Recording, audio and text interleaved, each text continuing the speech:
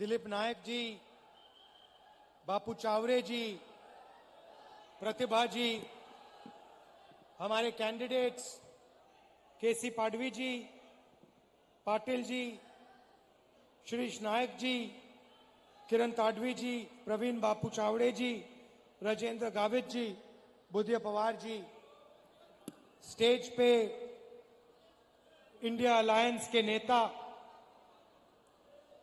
भाइयों और बहनों, कांग्रेस पार्टी के हमारे प्यारे कार्यकर्ता, अलायंस बब्बर शेर, कांग्रेस पार्टी के बब्बर शेर,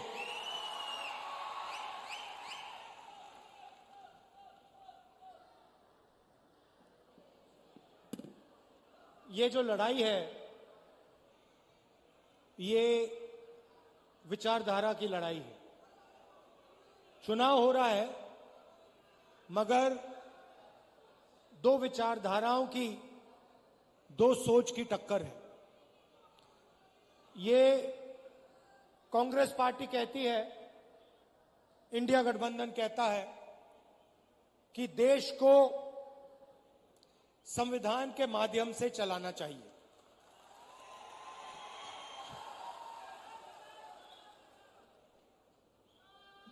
प्रधानमंत्री जी कहते हैं कि मैं संविधान को पब्लिक मीटिंग में दिखाता हूं और संविधान खाली है। संविधान उनके लिए खाली है क्योंकि उन्होंने ये संविधान जिंदगी में पढ़ा नहीं है।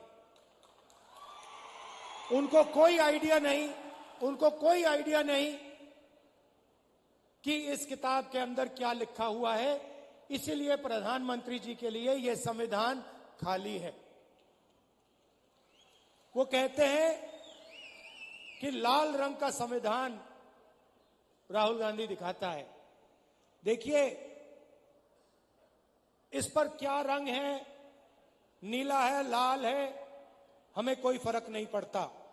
इसके अंदर जो लिखा है उसकी हम रक्षा करते हैं, उसके लिए हम जान देने को तैयार हैं।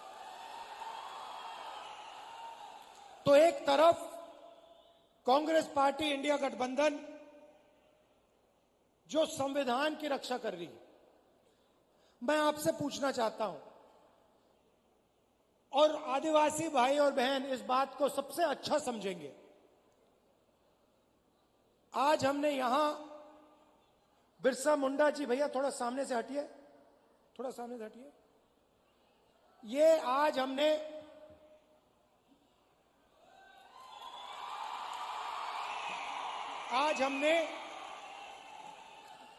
इनके सामने, बिरसा मुंडा जी के सामने हाथ जोड़े, मत्था टेका। मैं आपसे पूछना चाहता हूं, क्या बिरसा मुंडा जी की सोच इसमें नहीं है?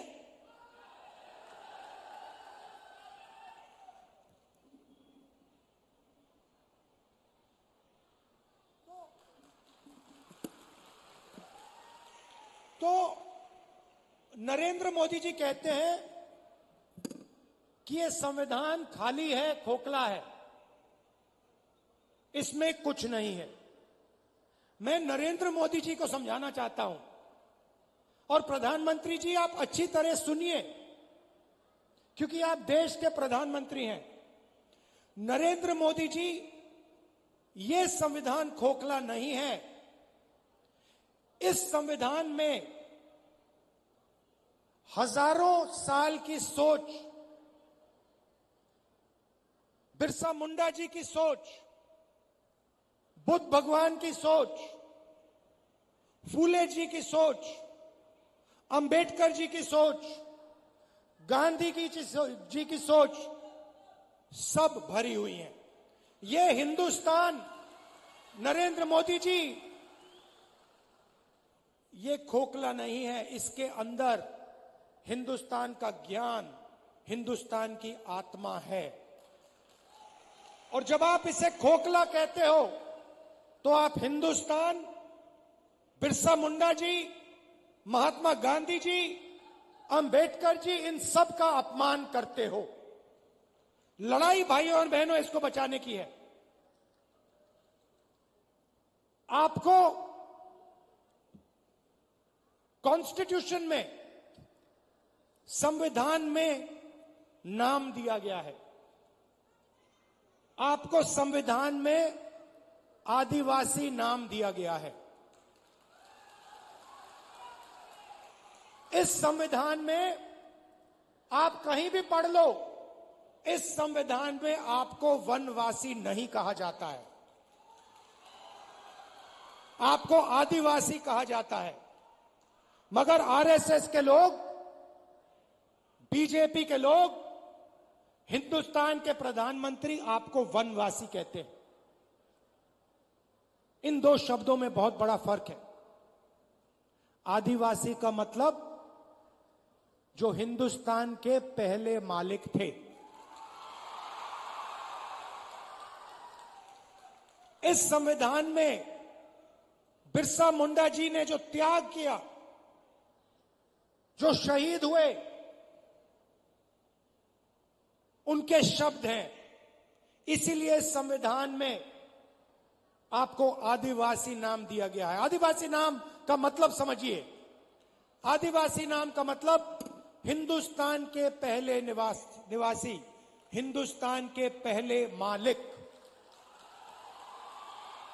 मतलब ये जो जल है, ये जो जंगल है, ये जो जमीन है, उसका पहला अधिकार आदिवासियों का है।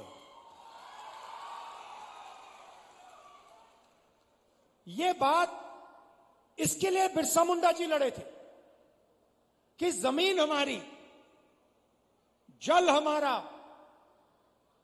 जंगल हमारा, और जल, जमीन और जंगल का फायदा हमें नहीं मिल रहा। इसीलिए शहीद हुए। वो अंग्रेजों से लड़े। आज वही सोच लेकर नरेंद्र मोदी, आरएसएस और बीजेपी घूम रही। वो कहते हैं आप वनवासी हो। वनवासी का मतलब आप जंगल में रहते हो। वनवासी का मतलब आपको ना जल पर, ना जंगल पर, ना जमीन पर अधिकार होना चाहिए। वो आपसे अधिकार छीनते हैं। आपको कहते हैं आप वनवासी हो, और फिर पूरे देश में जंगल काटने का काम करते हैं, आपकी जमीन छीनने का काम करते हैं। पैसा कानून कौन लाया? जमीन अधिग्रहण बिल कौन लाया? न्यायगिरी में कौन लड़ा? कांग्रेस पार्टी लड़ी, इंडिया गठबंधन के लोग लड़े। जमीन अधिग्रहण बिल से आपकी जमीन की रक्षा, पेशा कानून से, ट्राइबल राइट्स एक्ट से जंगल, जल, जमीन का अधिकार आपको। ये काम हमने किए हैं। और जैसे ही बीजेपी की सरकार आती है, काम शुरू कर देते हैं। आपकी जमीन छीनते हैं, अरबपतियों को पकड़ा देते हैं, आपका जल ले जाते हैं, आपका जंगल ले जाते हैं, और आपको कहते हैं भैया आप वनवासी हो। मैं आपसे सवाल पूछना चाहता हूं, आप वनवासी हो, आस्ते आस्ते आस्ते आस्ते सब जंगल जा रहा है। 10, 15, 20 साल में हिंदुस्तान में बहुत कम जंगल बचेगा, तो फिर आप कहां के रहोगे? अगर जंगल ही नहीं रहा तो वनवासी कहां जाएंगे? आप दूसरे प्रदेशों में जाओगे, मजदूरी करोगे। वनवासी का मतलब आपके बच्चों को शिक्षा ना मिले। वनवासी का मतलब आपके बच्चे इंजीनियर, डॉक्टर, लॉयर ना बने, अपना बिजनेस ना चालू करें। वनवासी का मतलब आपके बच्चे पायलट ना बने। आदिवासी का मतलब आपके बच्चे इंजीनियर बने, डॉक्टर बने, लॉयर बने, आपके बच्चे बिजनेस चलाएं, सरकार चलाएं। यह है फर्क आदिवासी वनवासी में। अब दूसरी बात आपको बताना चाहता हूं, और इस बात को आप दिल में रखिए। हिंदुस्तान में आदिवासियों की 8% आबादी है। अगर आप 100 लोग चुनो तो 800 में से आदिवासी हैं। सही बात। तो मैंने पता लगाया, आबादी 8%। तो मैंने पता लगाया, ठीक है भैया, अगर 8% आबादी है तो भागीदारी कितनी होनी चाहिए? अगर 8% आबादी तो कितनी भागीदारी? 8% होनी चाहिए। सही है गलत? सही है ना? बराबर है ना?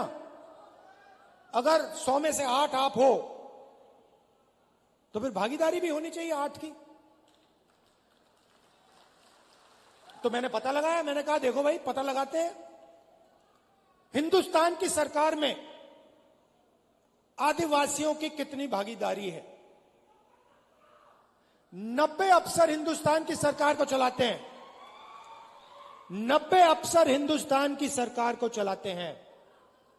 जो आप जीएसटी का पैसा देते हो, रोज देते हो, वो पैसा दिल्ली की सरकार को जाता है, उसको 90 अफसर बांटते हैं।